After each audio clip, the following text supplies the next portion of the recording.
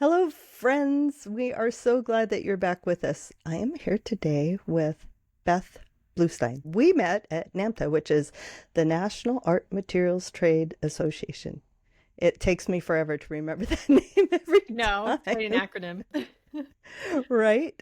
Um, but it was so fascinating to hear your story, and I loved walking around, like just watching you talk to the distributors and manufacturers of different art supplies, because I geek out about art supplies too, but I geek out even more about the how the stuff works behind the scenes. So listening to you talk about how it would fit in your physical shop in your business um, was really fascinating. And I'm just going to ask you to tell us who you are and what you do right now, and then we'll get a little bit into your backstory. Well, Lyric, thank you so much for having me here today. I am thrilled to be on your show and honored to speak with you.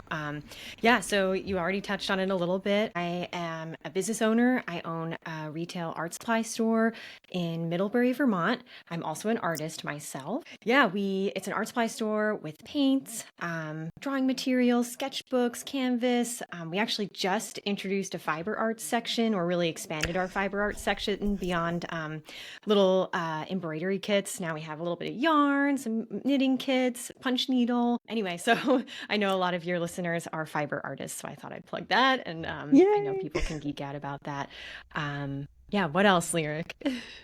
So, how did you end up? First of all, tell us how old you are and tell us how you ended up having a brick and mortar shop where you do. Oh my goodness. Well, I'm 34, and And you look 15, by oh the my way, gosh. just for all those listeners. Oh, that is so funny. And how I ended up here, my husband and we were living together at the time, back in New York City. I lived there for about almost 8 years. Then we came up on COVID, and my husband's job went remote because of it, and I was unemployed because of it. And I think for a lot of people during that time, like a lot of people during that time, we reassessed what was important to us, what were our priorities, where did we want to be, what did we want to be doing. And ultimately we decided we wanted to move out of New York, which was a crazy concept because I thought I was going to live there forever. And we ended up buying a house up in Vermont. And because I was unemployed during that time, it really gave me an opportunity to get back into my art and my own creativity.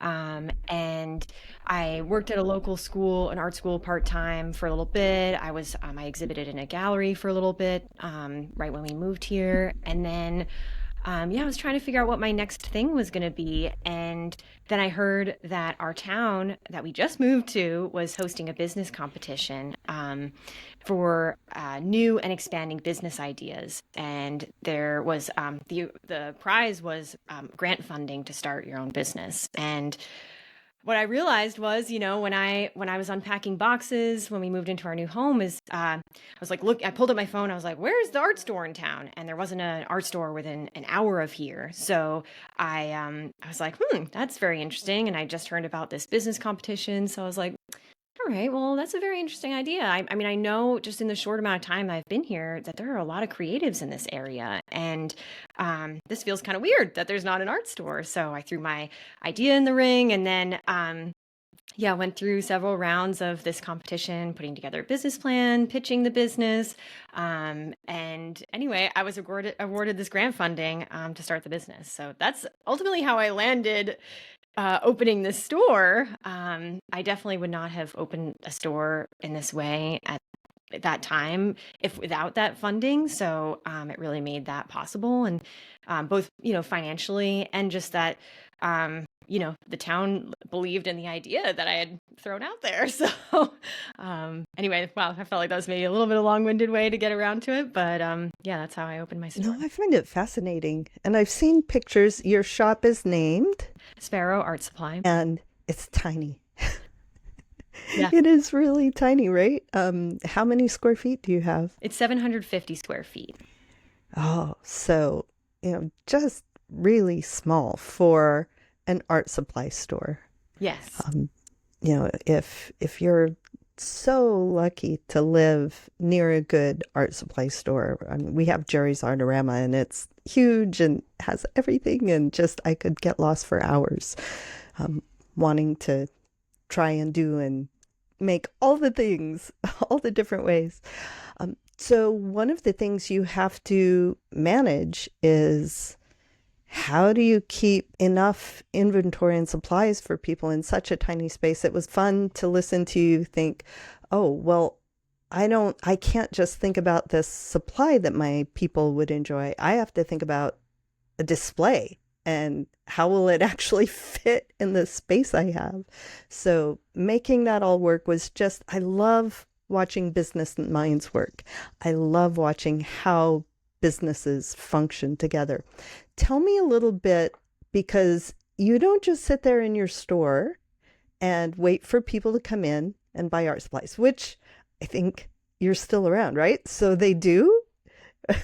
Yeah, they do come in and buy art supplies, but you've done more than that, which is why small businesses and which is why creatives, I think especially, make excellent business people. So tell me what you've created around this physical space.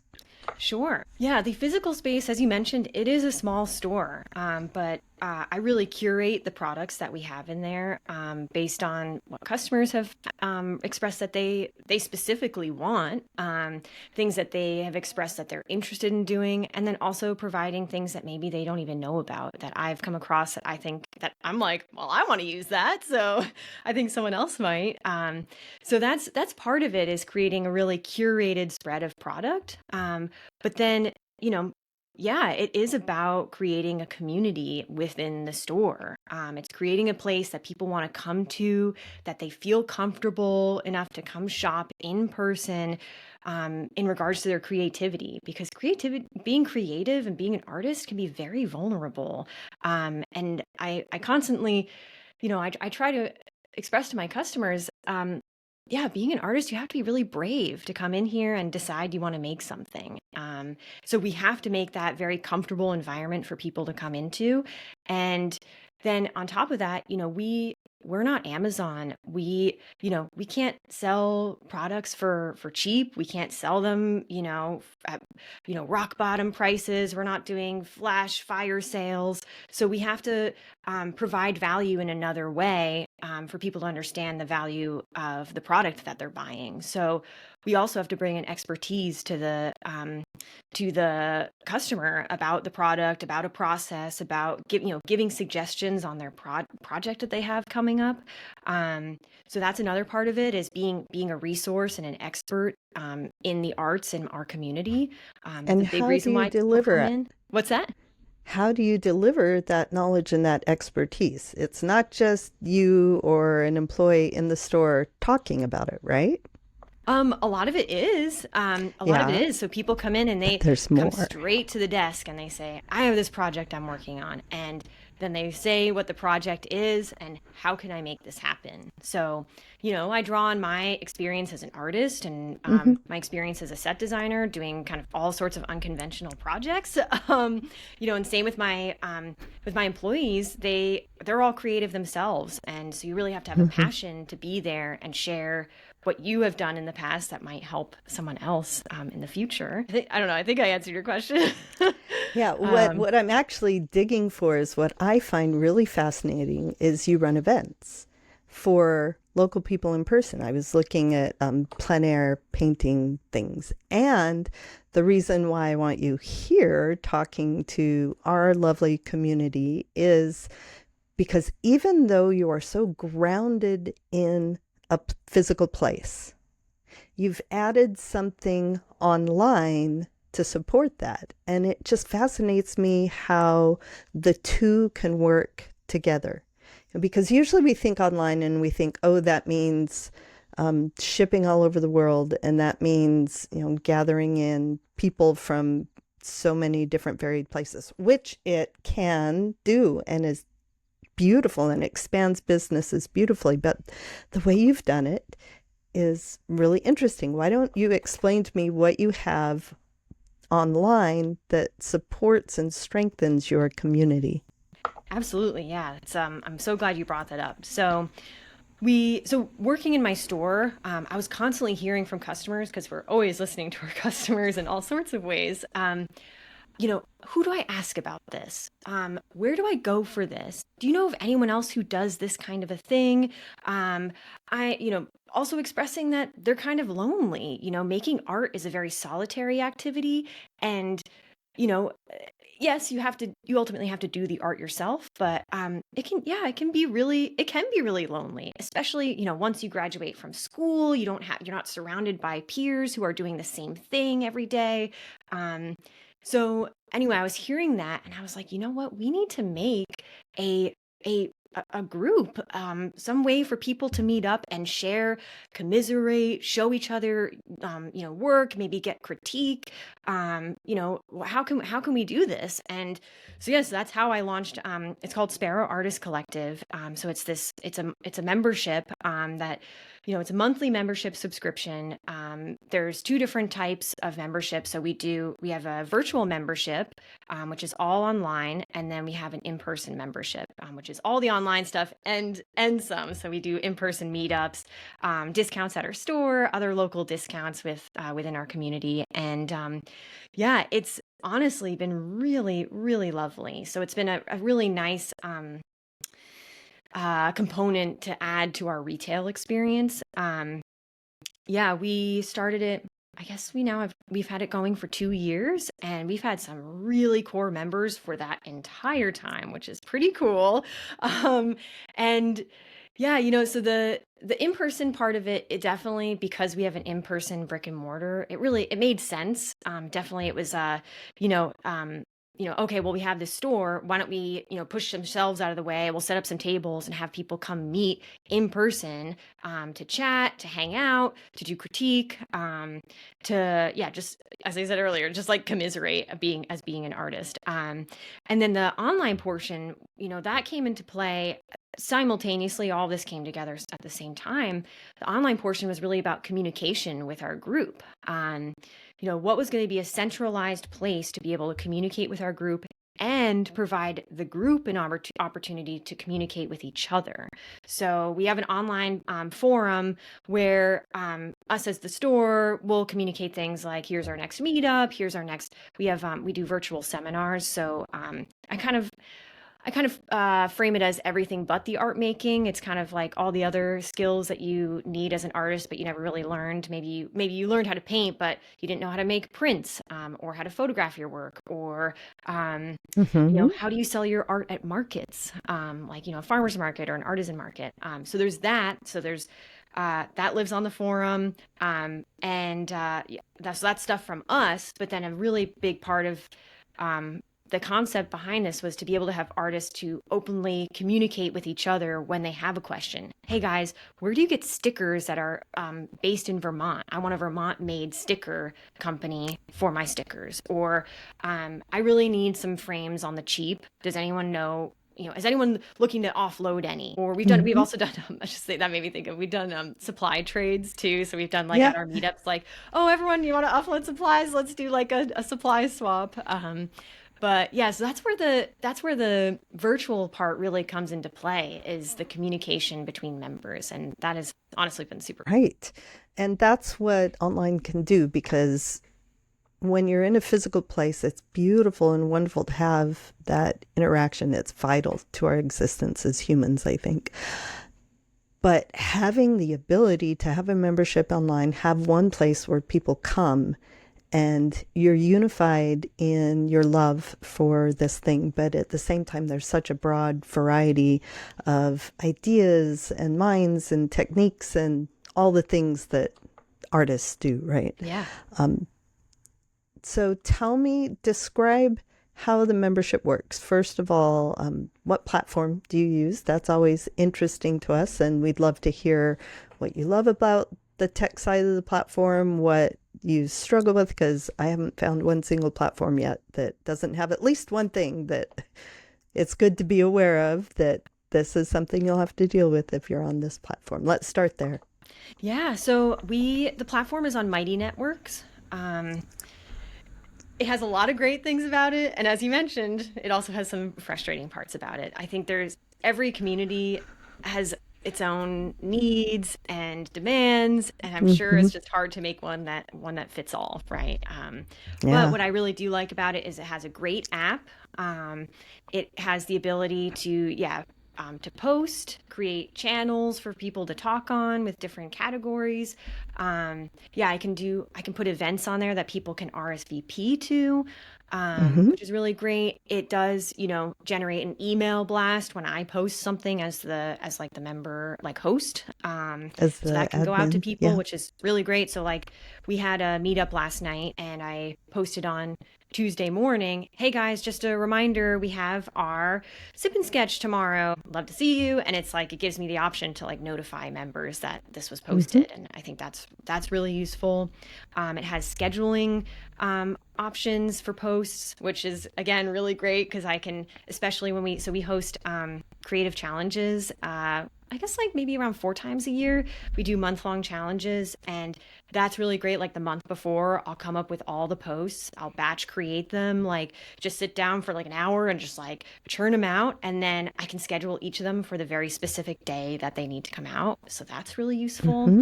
Um, Trying to think what else. Yeah, I can upload the videos of our seminars. That's great. Trying to think what else is really good about it. We actually use Mighty Networks for the Academy Oh, private membership. fantastic. Yes. Yeah.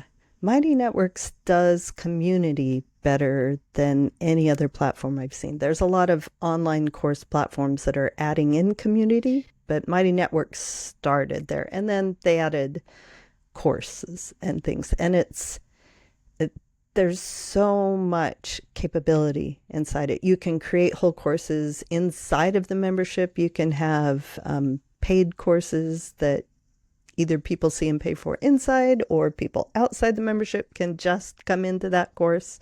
Um, it it basically has all the functionality of Facebook, looks better than Facebook, with the feeds and the discussions and the chats and the message groups, private groups, um, without being Facebook, which is really nice. Very true. Very true. And you can put your own branding on it too. So ours has our like branded colors, our Hmm. logo, which I think goes a long way as well. It seems like it's a small detail, but it's then you can customize it to your own business. So It is really nice to have that on yeah. there. The limitations I have found with Mighty Networks, and they're getting better. They keep adding new things, and when I finally have time to go in and see all the updates, it's like, whoa. All of a sudden, they've added the ability to behind the scenes manage things in a different way. So that's really good. So, one of the limitations that really isn't a limitation. You were saying you can send email blasts. You can send email blasts to targeted people if they're in a certain space. You can create different spaces, like a private. We have um, a free public membership, Campus Commons, where we schedule guest seminars, where we have open Zoom roundtables, and people come in there and they just click there and go straight to the Zoom meeting or the Google Meet or however you want it. You can actually host a live. You can get on there and talk to people like live on Facebook. But then you can also create these private spaces that are gatekept in some way, either only available by invitation, you can make them open or close, you can make them paid or not, and you can send emails to those people. You can't format the emails. You just write the words and they go out. And often, I think the last one I sent out was like, why are they always center justified? I Right. find it hard to read sometimes. Yes, I agree with that. That's So, a big gripe of mine is their formatting. Yeah. Yeah. right. So being able to format your outside landing page really in an interest, it's limited that way, and it does have those scheduled posts and scheduled notifications, but it doesn't have. It's not your email list. It's not your public email list where you can set up automations and sales funnels and all those kind of things. But Correct. like I Yeah. said, Mighty Networks does community far better than any other platform I've seen. Um, and it's fantastic. Yeah. Yeah, and right now, I mean, what we're paying a month really is worth it compared to like the membership that we, the charge that we, what we charge for the membership. I really feel like there's a lot of value, and we're not even paying for the most expensive um, subscription. We're paying for, Hmm. I think, like the minimum one, and it's not bad. There are a few things I know if we upgraded, we could get more like statistics on watch count on videos, probably structure our seminar videos, not just like a video that someone watches, but we could structure it, yeah, as you mentioned, like a course. Yeah. But as we're still, I think, really feeling out the membership. So right now it's been pretty good overall. Yeah. It's a fantastic, wonderful platform for that. As long as you know going in what it's great at and what its limitations are. Um, you know, I highly recommend it for memberships and for that building of community. So having this physical place and then having an online place where you know you have something in common. Do you have people outside of your local area who also join the community? So far it's only Vermont-based artists. So some Hmm. of them are, over an hour away from our store. So I think that's pretty good. And Yeah. I think the benefits, and they're actually signed up, those people are signed up for the local membership, even though they very rarely can come down for them. But they, I think, really understand the value of being part of the community. And it's also, just as a business owner myself, I've met artists that are also business minded, produce great work, and I've ended up featuring them in my store. So we have a little gallery space in our store, and we have a like local print wall, local as in like state of Vermont print wall. And many of those people are folks that are in our collective and that have really, they've been a pleasure to work with. And I thought, you know what? Yeah, I really would love to feature them in the store. And then that's just created another layer to our relationship. So Right. It's wonderful. yeah. And I have seen other people who use, I think I jumped into Mighty Networks because there was a sewing shop, I think in Atlanta, Georgia, and it's driving me crazy that I can't remember the name. But during COVID, they went full on private membership, and it was a local brick and mortar. And by the end of the year, they had a worldwide audience because people couldn't go in person, but they were Yeah. providing so much value to their customers. They would have just meetups on Zoom where people would get together and they're all just doing their own thing, but they're chatting together. Or they had, here's a kit that you can buy. On this day, we're going to have this workshop, and it's just a live Zoom that somebody comes in and teaches you about how to use the materials that you bought from the shop. And I think it was shoemaking. It was so Oh my cool. I gosh, was that's like, awesome. this is, yeah, like what? You could make your own shoes. Um, but the way they were using it expanded their reach so phenomenally that I was just like, this is really, and I participated in it before I chose. If you, my friends, are thinking of creating a community or using a platform, see if you can find a course to take or a community to join on that platform and watch how other people use it from the student, the community member side instead of the admin for a minute. And it will really tell you a lot about how you want it to function and how you'll see all the good things and all the frustrating things, and it's great. Yeah, that's very Beth, inspiring to look at how other people are using it. Yeah. always, always, we have so much to learn from everybody. Beth, what in this? Let's go. Just not thinking right away about here's a physical shop and here's an online community. Let's talk about the businessy part of business, because we're all professionals. There are all things that it's like, oh, I just want to make my art. Oh, I just want to teach my students. I don't want to deal with all the managing and then the administration of a business, but we're professionals. That's what we have to do. So what are some things that what is the part of your business that you're like, I hate doing this? And what are some things maybe you've struggled with? And then we'll get on to the but they're worth it because part. Yeah, when I have to do things that I don't love to do or I'm tired of doing, I remind myself, okay, this is my business and I choose to be here every day. And if I were at another job, there would also be, things I wouldn't enjoy doing as part of it. And that's just a part of any endeavor you're going to do in life. So I remind myself of that, and I also remind myself I'm making the choice to do this. So, which is good to keep in mind. Man, things I don't enjoy doing. It's hard to pinpoint something I don't enjoy doing. It's more like sometimes I'm like, I don't feel like doing this today. Sometimes I don't feel like updating my cash flow, but I know in order to place orders for more goodies in the store, I have to do it to make sure that, the numbers are going to line up and I can afford that order, later down the line. There's some days when I really don't feel like sending a newsletter, but then I remind myself, okay, sending this newsletter is going to keep us top of mind, and our customers love our newsletter. That's actually our biggest communication channel with all of our customers is our newsletter, and it's the one that literally pays off the most out of any other thing that we do, any other marketing we do, and we send it once a week. So, oh, go ahead. Let's stop and talk about newsletters for a minute because I mean, social media, fantastic, wonderful. And people are like, yeah, either they love it or it's like such a soul sucking drain to think I have to post on social media. But it's different than having a newsletter.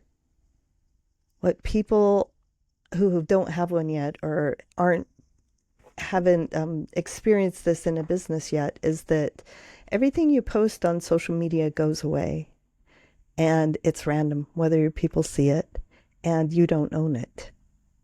You could build an entire business, extremely successful business on social media, and overnight it can be taken away with a change of algorithm.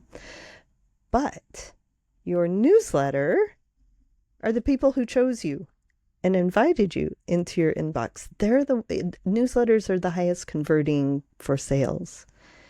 So let's talk about people love your newsletter. Why? Why when we get, I can't tell you how annoyed I get when I buy one thing and then over the next 5 days get 50 emails.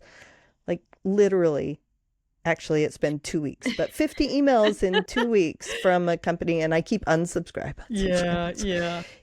So why are they opening your newsletter instead of going, ugh, I don't have time to read this, and unsubscribing? I mean, that's a good question. And I do ask myself that sometimes. I'm like, why do people keep opening this? I mean, we have an open rate, I think, of 55%, which I think is phenomenal. Pretty good. And it's not a gigantic newsletter, signups, but it's pretty good. We've been developing it for 3.5 years. So I don't know. I think people really enjoy what we do. They enjoy what we offer. They, as a small business owner in a small community, we're in a rural, Vermont is very rural. So I think folks understand that, it's their neighbor writing them, right?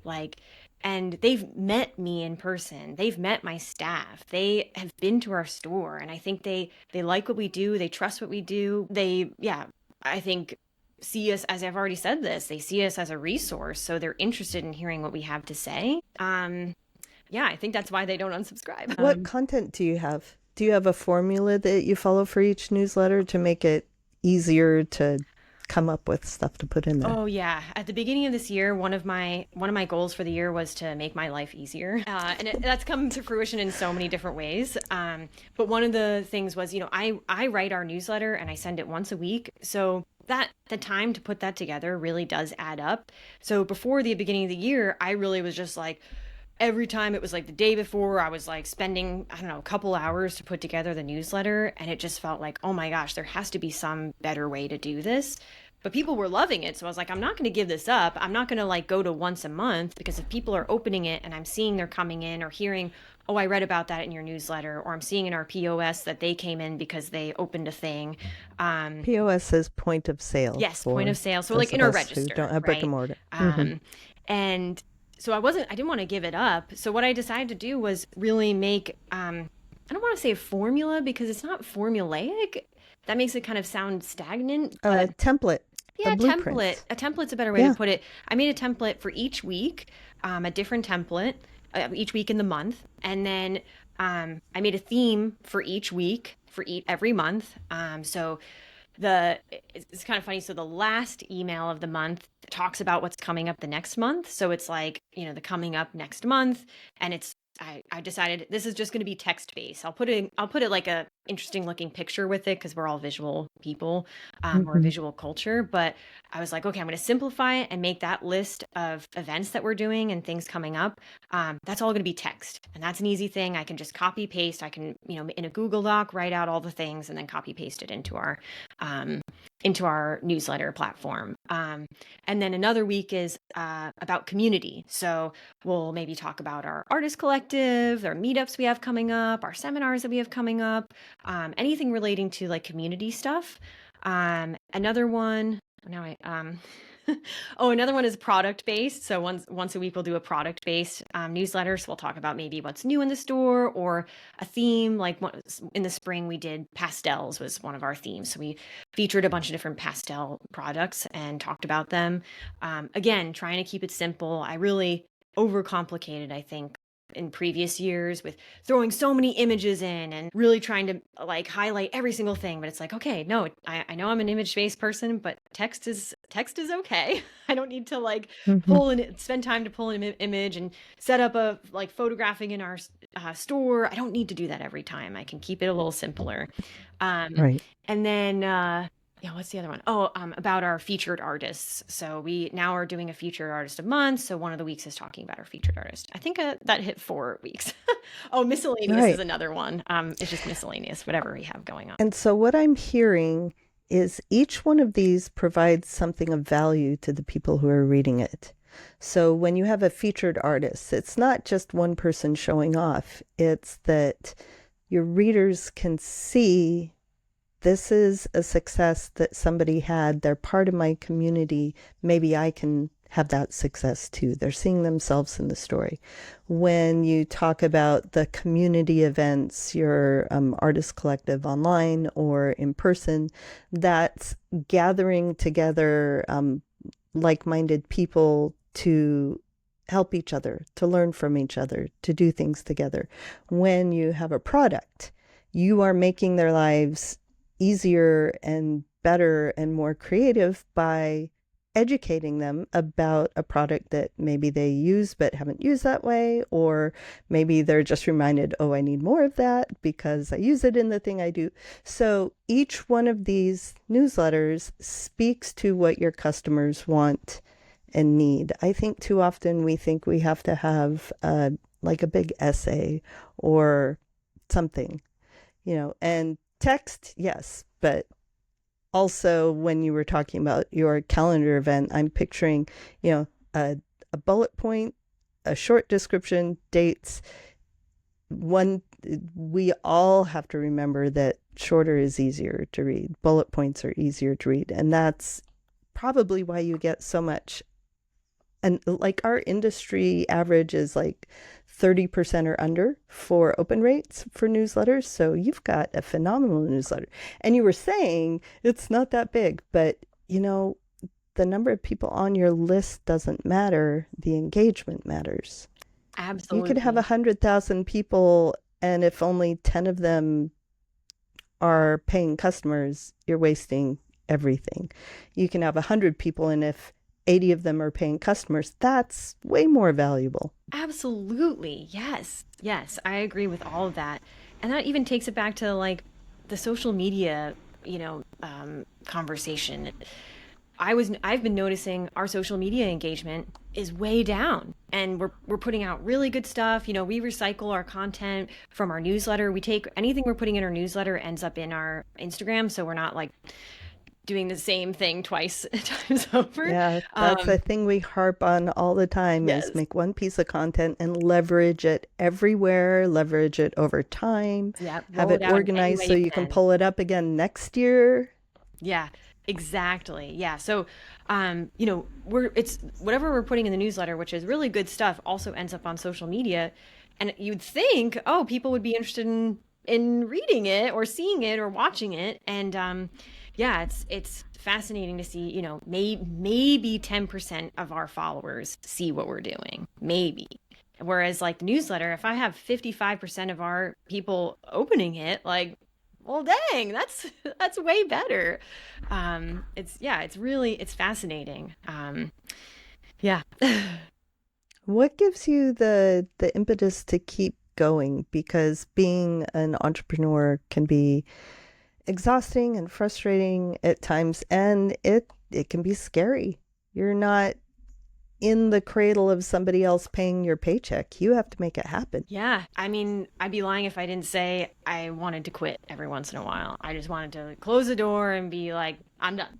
Yes, I have definitely felt that way. Yeah, it's not an easy journey. It's definitely a roller coaster. But I what I do feel is very proud of the work that I've done. I see improvement all the time. Some days, yeah, some days are really easy and some days I'm like, yeah, I got this. All these systems are in place. Like I feel really good. And then it's like the next day, the biggest distributor of art supplies goes out of business and it's like, okay, what am I gonna Here we are back at square one. yeah, so, yeah, those moments can be really tough, but I I mean, it's gonna sound kind of corny, but I lean into my, my inner artist, as artists, we're problem solvers, right? If something isn't working in a composition, we know it and we have to fix it, right? Like it has to be, and we try something different, we paint over it, we throw in a new color, right? So as artists, we're always looking at how can I make this piece better? And I think that I take that into my business. I'm like, okay, well, this doesn't feel good, or this isn't working, or this completely changed. How can I make this better for myself? Yeah, I think I definitely really like, I enjoy seeing a problem and overcoming it. And also, I've been doing this for 3.5 years. Like, I can't just like give up, right? And anyway, that's more internally and personally. However, also, I'm talking with customers nearly every day, right? And I hear the joy that they have when they come into the store. I mentioned earlier we're in a very rural area, so there is not really anything like this around here. And so people are just so glad there's a place that they can come and restock on a color of paint and then talk with me about what they're working on. And that is a very rewarding experience, to be in the store there. And even last night, I we had this meetup last night with our artist collective at a local vineyard. It was a sip and sketch. We do this in the summertime. We sit out on the porch. It's really nice. We get discounts on glasses of wine. Everyone brings their sketchbooks and works. Well, I completely forgot that it was the first day of school yesterday. And so, of course, anyone who has kids in the membership didn't come. So it ended up being a much smaller meetup yesterday. And at first I was like, oh man, this is kind of a bummer. But then I was sitting there with it was literally two artists showed up. I was sitting there with only two other artists. And I was sitting there and yeah, as I said, at first I was like, oh man, it's really a bummer. No one else come. I was kind of kicking myself. Why didn't I look at the school calendar? And then I realized like, oh my gosh, it is just so lovely to connect with these people, hearing about what exhibit they're in coming up. You know, they're showing me their sketches and saying, hey, I think I might gonna develop this into a real drawing. Or, oh my gosh, this was so delightful. I really needed this week. Like this has been a really tough week for me. And I felt the same way. I was like, yeah, actually being able to connect with even just these two people was just so, so lovely. So those are the kinds of things that, I don't know, keep me going. I think that's what keeps us all going. I mean, we are all artists, makers, crafters, quilters, just we do things, we create things. And it is a thing that we do on our own, right? Then when we turn this into a business, I rarely hear people say, I only need to do it to make money, right? That's almost never the real reason people are doing this. They are connecting with people. They're serving people. They see the change it brings to other people, that moment of joy, that moment of creativity, that peace that they get from saying, I did this. I did this with my hands. I made a thing. I brought something beautiful into the world. It's an act of service that we do as business people. You know, we're so not Amazon. We are so not something impersonal. We are people serving our communities. Yeah, absolutely. I mean, I even had someone in our membership say to me, she was like, I met one of my best friends through the Artist Collective. She was new to the area. I had mentioned that I started the business like right at the tail end of COVID. And so people weren't really seeing each other. And so having this group for people Mm-hmm. to come meet each other was huge. And then that she said she's made one of her best friends through the group. It's like so amazing. Like how cool is that? It is, right?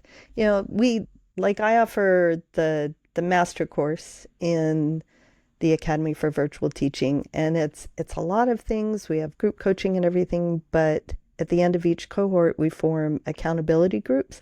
And I have people from 4 or 5 years ago that, you know, I have a lot of people that still show up at all the coaching sessions, but some, you know, I haven't seen for a long time. And then all of a sudden they'll show up and they say, oh yeah, we still meet twice a month.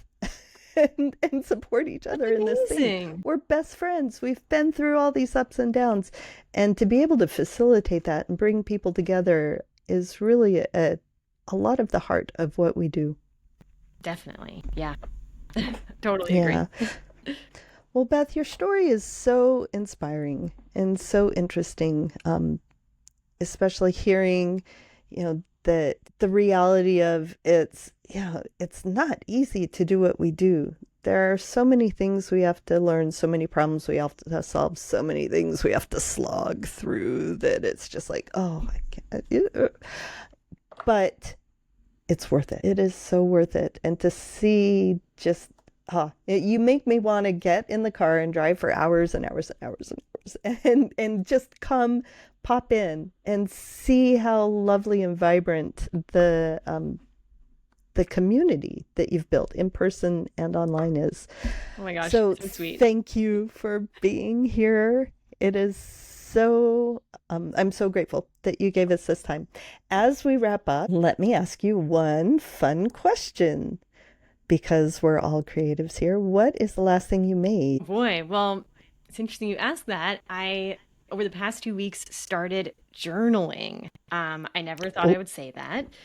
But I started journaling. And so this morning, I actually made the last thing I made was before I hopped on this call was an entry in my new journal where I talked about yesterday and the meetup and drew a little wine glass from the meetup. So, yeah. yeah, that's fantastic. A place to process and to keep those memories. It's wonderful. Yeah. Makes me think, oh, maybe I should get out my journals. I used to, and I haven't for a long time. Yeah, yeah. Yeah, honestly, it's been quite a nice routine and it's made my day feel like significantly longer, which is kind of weird. That's the thing I've noticed so far. Yeah. That is an interesting result from it.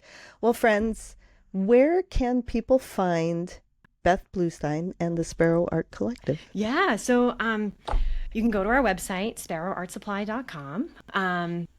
There is a tab up there to learn more about our collective. If you're curious or just want to see what we're doing, we also, as I mentioned, we have a newsletter, which you can scroll to. Well, you'll get a pop-up on the website, and then you can also scroll to the bottom and throw your email in there. Again, if you're curious about what we're doing. And then we also have a pretty active Instagram account, regardless of how many people see it. So that's Sparrow Art Supply on Instagram. Those are kind of our two big spots to check us out. Thank you, friends. And if you're a shop owner or if you want to see, I love signing up for a newsletter for a few months just to see how other people do it. Go try it. And if you're in the Northeast United States anytime, it sounds like it's worth a side trip. Go visit Beth at Sparrow Art Supply.